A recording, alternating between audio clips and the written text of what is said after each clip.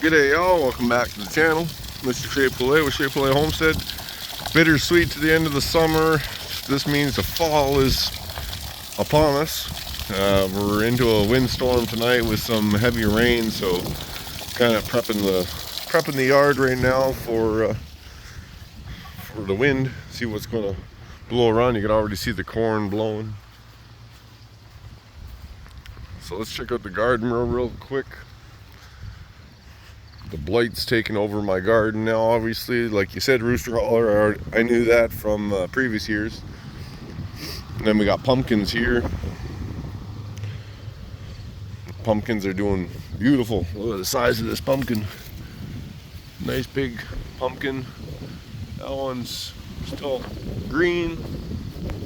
Got lots of smaller pumpkins here. Got another 1, 2, 3 foot to go before the vines touch. I doubt that they're going to grow much more. This pumpkin got nice and big. Lots of green tomatoes all everywhere on the ground. Look at this big mammoth sunflower. Boys and girls. So this, there's two here side by side. And then we got this giant next to us. So that's about 8 foot right now.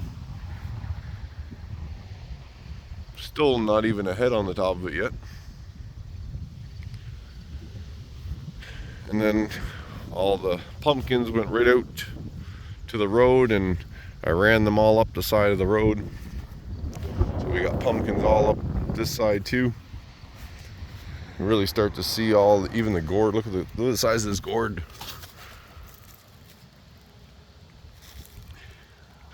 Ugliest looking thing ever, eh?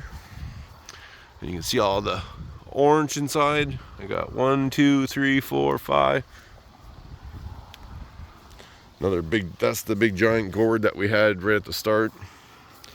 Another nice little, these are the tiny pumpkins.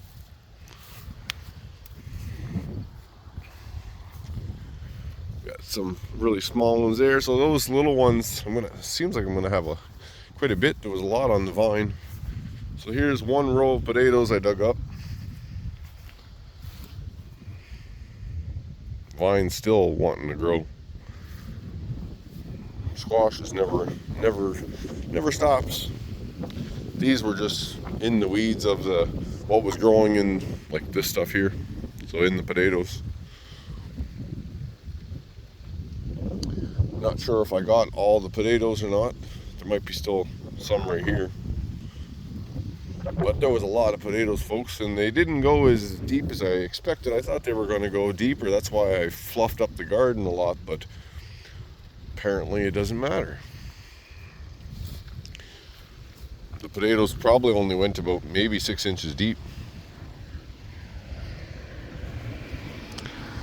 And then there's another row of potatoes here that I need to dig up. So right underneath this is the dead potatoes. So we'll get to that within the next, I don't know, week or two. I'll probably do it in the next week. I want to start cleaning up the garden. A lot of the tomatoes, I don't care, they're only small. These are the ones that I should have thinned out anyway, and all this I just let it grow. I should have never let, all these tomatoes grow in the potatoes. I just ended up ripping it all out now anyway, so I should have done it when it was smaller.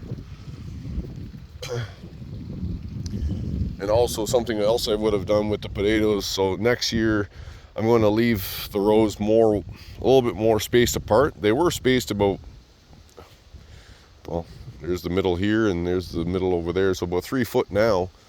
But my potatoes grew like 3 foot tall. So when they grew tall, they fell down. And as they fell down, there was lots of shoots that still apparently can produce potatoes.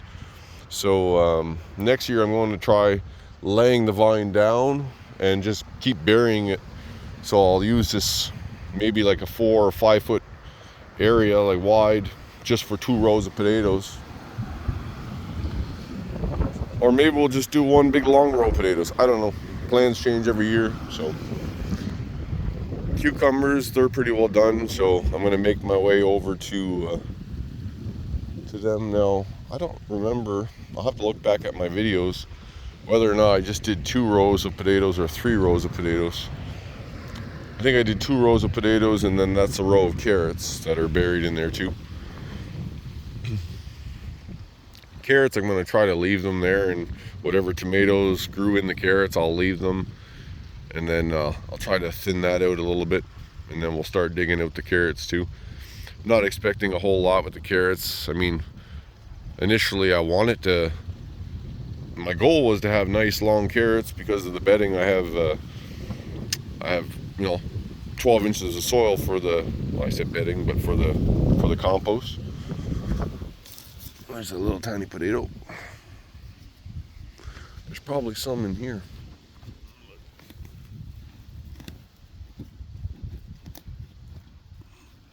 I don't know if we finished, if this was the end of the potatoes or not. There's a rock. Pretty sure that's the end of her.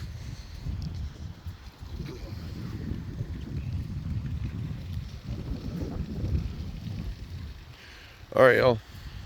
I wanted to go collect the eggs. I always get sidetracked in the garden. I love the garden. Alright, so we filled up the water over there, the 600 gallon. Filled that up the other night. Trying to do this before all the rain starts. Let's check out my plants before she rains. A lot of the lower leaves could have been cut, but the buds are coming pretty nice. Look at the size of the buds.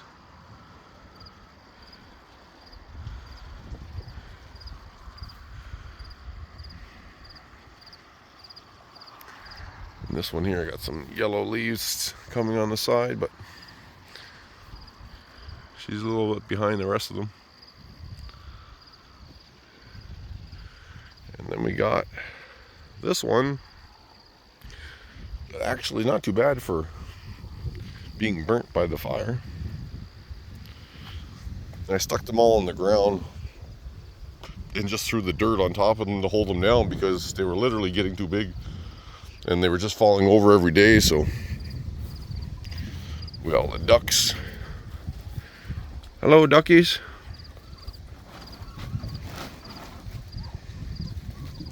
There's our 2 boys right there and all the girls. And then Donald's inside. We'll throw them a little bit of grass.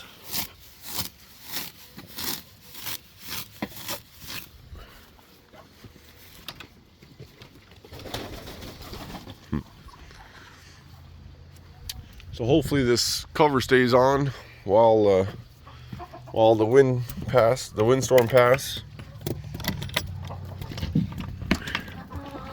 Hello, ladies.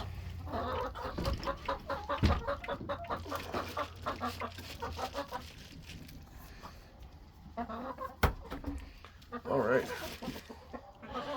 Well, let's go on an egg hunt. I gotta go get the girls some food. That was my plan. Actually, both the ducks and the hens are probably still good for another day, or even maybe more. Probably more than a day, more like 2 days. So technically, I could wait till Monday and go get my feed on Monday instead of making a trip. Move. So we got one Silky. She always lays under that crate. And then we got some white eggs up here that are always up top.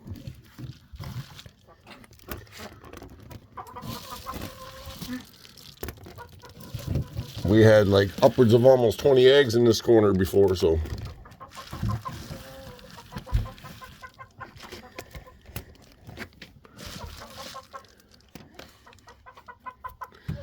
All right. So, same start as what we usually have, and then we get even more whites. Let's see. Broody's up here in the corner. Nope, she's not. So she moved again.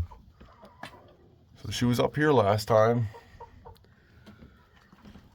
Now she's probably over in one of the two corners here. Oh, Charlie. We got two. That one. It's just one hen that lays there. Oh. And we got a white one. She's not broody. She's laying an egg. And then there's the broody one. So it's actually perfect that she's the direction she is, because you can just slide your hand under her bum and find the eggs and just pull them back.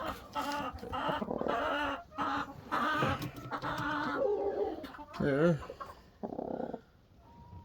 I'll leave her do her thing. Oh, there's one over there. Usually there's none over there. I just glanced over and saw it. So.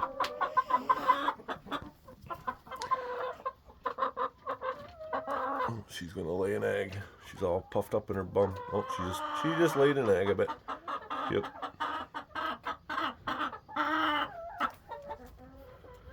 I would say she did. See? I could tell just from up here, because her bum got really like, I don't know, she was like clenching, if you want to call it that. There's the blue one. Alright, now I'll reach up here.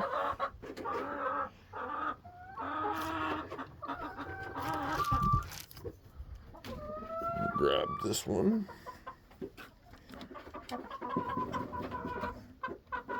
Come on, move. You see how it's so wet? Look. Can't see, but it's still wet. I'll grab it.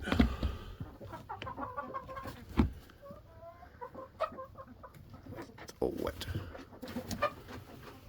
Now that's what you call a fresh egg, folks. So then this one, she's usually not too aggressive, but she's on usually quite a few eggs, and she does such a good job. They're always nice and see, I knew it's Karen's eggs. That's the blue one, because I just took it. She always gets up there. What's going on, Karen? Hey, girl.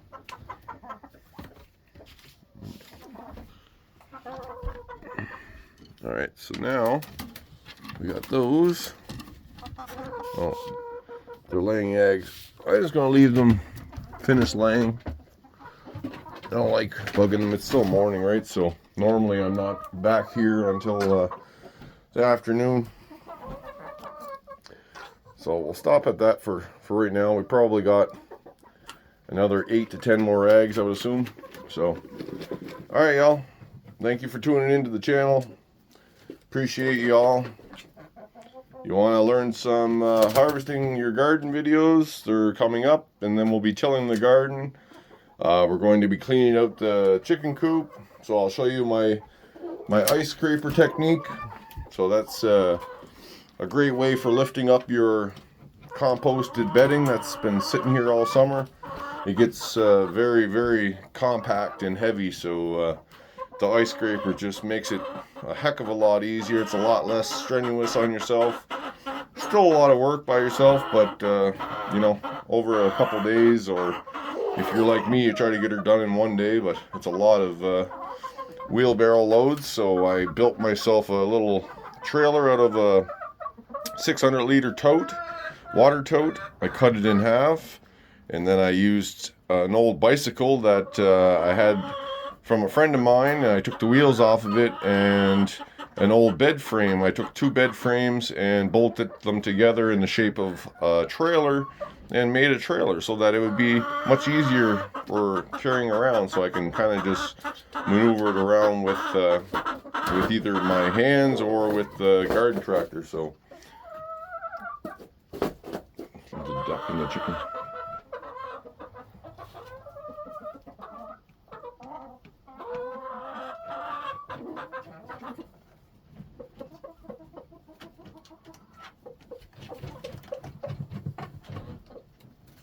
And Duck's like, come closer, I want to peck at you. What you doing? Are you the one that I carried? Are you the one that was flying away on me? And then we got Charlie. So he was my Americana I chose to keep. So he was, all your big beautiful feathers, Charlie, are gone on your tail, bud. You lost all his big tail feathers. Well, he was molting anyway, so he'll get a big giant feather again. Yes, even the roosters molt. They lose all their tail feathers and they push them all out, just like this one. So see this Brahma? This is Lacey. You see how her fluffy butt, all those feathers are basically falling out. Same as this one. See how they're just starting?